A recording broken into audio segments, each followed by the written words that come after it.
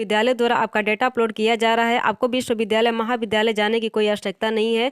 तो देख लीजिए, जो भी छात्रा जयप्रकाश यूनिवर्सिटी छपरा से बिलोंग करती है, देखिए जिन्हें भी कन्या उत्थान योजना के तहत जानकारी चाहिए वो लोग यहाँ से न्यूज देख सकते हैं कि लिखा गया है कि जय हिंद ग्रेजुएशन पास आउट सभी छात्राएं ध्यान देंगी कि आप लोगों के स्कॉलरशिप से रिलेटेड आज कुछ न्यूज साथ ही कुछ नोटिस आया है। तो चलिए देर न करते हुए बारी बारी से इन न्यूज और नोटिस पर हम लोग चर्चा कर लेते हैं और जान लेते हैं कि पूरा मैटर क्या है। तो देख लीजिए, न्यूज कुछ इस प्रकार है। इसमें लिखा गया है बीए, बीएससी, बीकॉम, बीबीए और बीसीए के विद्यार्थियों को मिलेगी प्रोत्साहन राशि।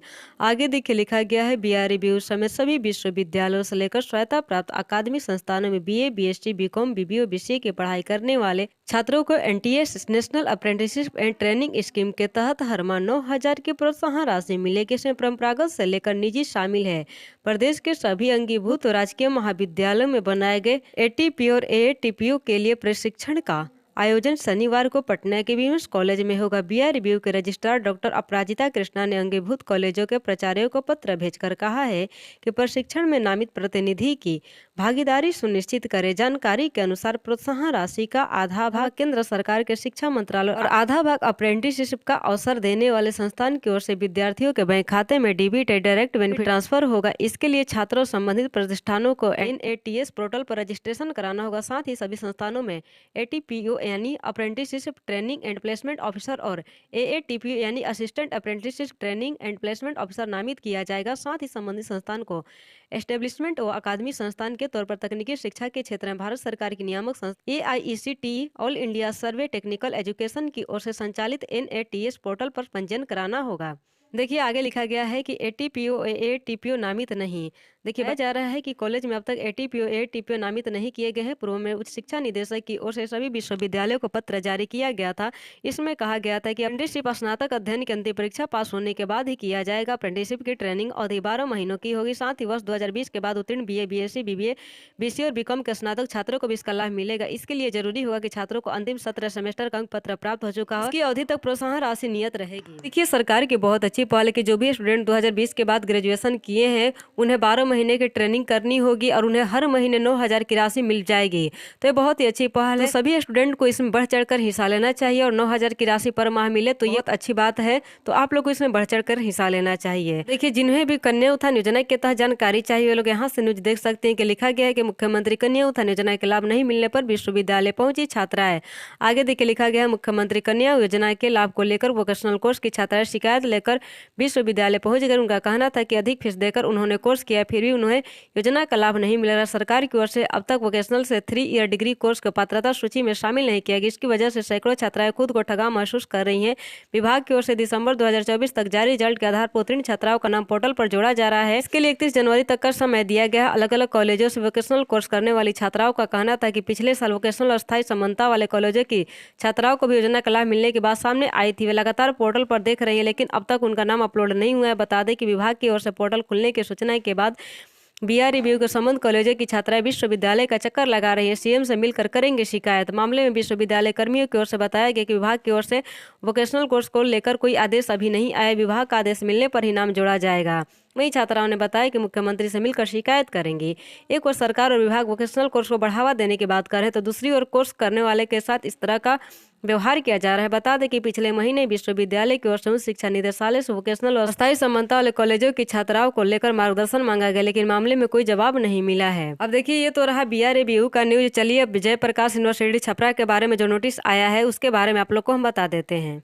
तो देख लीजिए, जो भी छात्रा जयप्रकाश यूनिवर्सिटी छपरा से बिलोंग करती है यूनिवर्सिटी की तरफ से भी एक नोटिस जारी किया गया। इसमें लिखा गया है कि सेवा प्राचार्य प्रभारी प्राचार्य सभी अंगीभूत या संबंध महाविद्यालय जयप्रकाश विश्वविद्यालय छपरा। विषय में देखिए लिखा गया कि राज्य सरकार द्वारा उपलब्ध कराए गए प्रारूप में महाविद्यालय की शेष रह गई छात्राओं का डाटा 23/1/2025 तक उपलब्ध कराने के संबंध में महाशय उपयुक्त विषय के संबंध में सूचित करना है कि राज्य सरकार द्वारा कन्या उत्थान योजना अंतर्गत मुख्यमंत्री बालिका स्नातक प्रोत्साहन योजना हेतु अंतिम अवसर प्रदान किया गया है। इससे संबंधित शेष बचे छात्राओं के आंकड़े 23/1/2025 तक विश्वविद्यालय के कन्या उत्थान विभाग में जमा कराना सुनिश्चित किया जाए।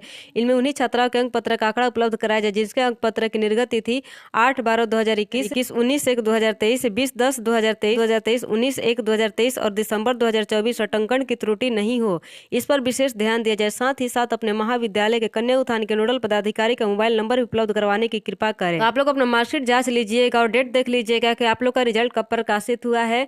अगर आप लोग जयप्रकाश यूनिवर्सिटी छपरा से बिलोंग करती हैं और आप लोग का रिजल्ट पोर्टल पर अपलोड नहीं है तो आप लोग 23 जनवरी तक अपने अपने कॉलेज में जाकर के संपर्क करें। कॉलेज में आप लोग डॉक्यूमेंट जमा करेंगे तो वहां से यूनिवर्सिटी को भेज दिया जाएगा। तत्पश्चात आप लोग का भी रिजल्ट पोर्टल पर अपलोड कर दिया जाएगा।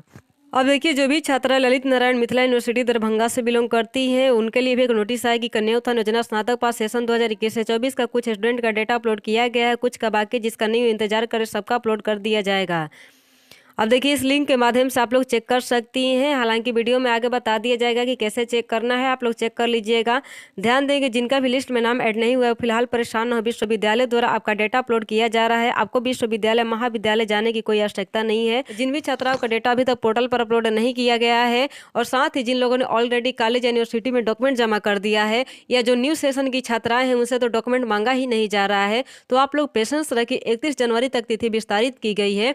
समय समय पर पोर्टल आप लोग चेक करते रहिएगा। अगर नाम शो कर देता है तो ठीक है, अगर 31 जनवरी के बाद भी आप लोग का नाम नहीं शो करता है, शिक्षा विभाग की तरफ से कुछ न कुछ नोटिस या निर्देश जारी किया जाएगा। वीडियो के माध्यम से हमारे द्वारा आप लोगों तक जानकारी पहुंचा दी जाएगी। तो देखिए, सबसे पहले आप लोग को गूगल पर आना होगा और यहाँ पर टाइप करना होगा मेधा सॉफ्ट, MEDHASOFT। बस इतना ही टाइप करके आप लोग को सर्च पर क्लिक कर देना होगा। हम कर देते हैं। इसके बाद देखिए, ऊपर में जो वेबसाइट शो कर रहा है वो पुराना वाला वेबसाइट है, इस पर आप लोगों को क्लिक नहीं करना है। अगर आप लोगों ने हाल फिलहाल में लिस्ट में नाम ऐड कराने के लिए आवेदन दिया है तो आप लोग को स्क्रॉल करके नीचे आना होगा और देख लीजिए एक और वेबसाइट नीचे शो कर रहा है। देख लीजिए, यहाँ पर वेबसाइट के URL के अलावा और भी कोई जानकारी नहीं दी गई है, तो इसी पर आप लोग को क्लिक करना होगा। हम क्लिक करते हैं तो देख लीजिए, यहाँ पर एक ही लिंक दिया गया है, मुख्यमंत्री कन्या उत्थान योजना, मुख्यमंत्री बालिका स्नातक प्रोत्साहन योजना 2022। आप लोग को अपना स्टेटस सही से चेक करना होगा। तो चलिए इस पर क्लिक करते हैं।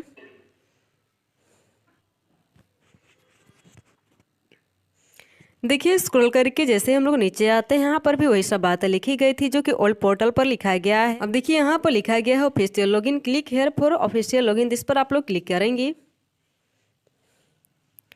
तो देख लीजिए आगे कुछ इस तरह का इंटरफेस ओपन हो जाता है और यहाँ पर जितना भी कॉलम था सब शो करने लगता है। और यहाँ पर देख लीजिए कि लिखा गया है रिपोर्ट प्लस, तो इस पर आप लोग को क्लिक करना होगा और देख लीजिए नीचे में दिया गया है लिस्ट ऑफ एलिजिबल स्टूडेंट का ऑप्शन, तो इस पर आप लोग को क्लिक करना होगा। उसके बाद पर देख सकती हैं कि सर्च योर रिजल्ट का ऑप्शन दिया गया है, तो यहाँ पर आप लोग अपना यूनिवर्सिटी सिलेक्ट कर लीजिएगा, रजिस्ट्रेशन नंबर डाल दीजिएगा और फाइनल ईयर फाइनल सेमेस्टर का मार्कशीट नंबर डाल करके सर्च पर जैसे ही क्लिक करेंगी आप लोग का रिजल्ट यहाँ पर शो कर देगा। अगर रिजल्ट अवेलेबल शो करता है तो समझ लीजिए कि लिस्ट में आप लोग का नाम आ गया। अगर नोट प्रेजेंट शो करता है तो आप लोग को वेट करना होगा लिस्ट में नाम आने का। चलिए, एक छात्रा का सब कुछ फिल करके चेक करके आप लोग को हम बताते हैं। देखिए, इनका सारा डिटेल हमारे द्वारा सही से दर्ज कर दिया गया और सर्च पर क्लिक करते हैं तो देख लीजिए यहाँ पर इनका रिजल्ट नोट प्रेजेंट दिखा रहे हैं, यानी कि अभी तक लिस्ट में इनका नाम नहीं आया है। और रिजल्ट नोट प्रेजेंट शो करने के बाद यहाँ पर देख लीजिए लिखा गया है कि no record found, kindly visit your university and get your query resolved, only university can answer all your queries. यानी कि देखिए, इसमें कहा जा रहा है कि अगर आप लोग का नाम नहीं शो कर रहा है तो आप लोग को या तो वेट करना होगा, नहीं तो यूनिवर्सिटी जाकर के संपर्क करना पड़ेगा कि अभी तक लिस्ट में नाम क्यों नहीं आया। अभी आपने हाल फिलहाल में डॉक्यूमेंट जमा किया है तो आपको वेट करना पड़ेगा, क्योंकि अभी लिस्ट में नाम ऐड करने की प्रक्रिया चल रही है और ये प्रक्रिया आए हुए डेट के अनुसार अभी 11 जनवरी 2025 तक चलेगी। अगर उसके बाद ही पूरी नहीं होती है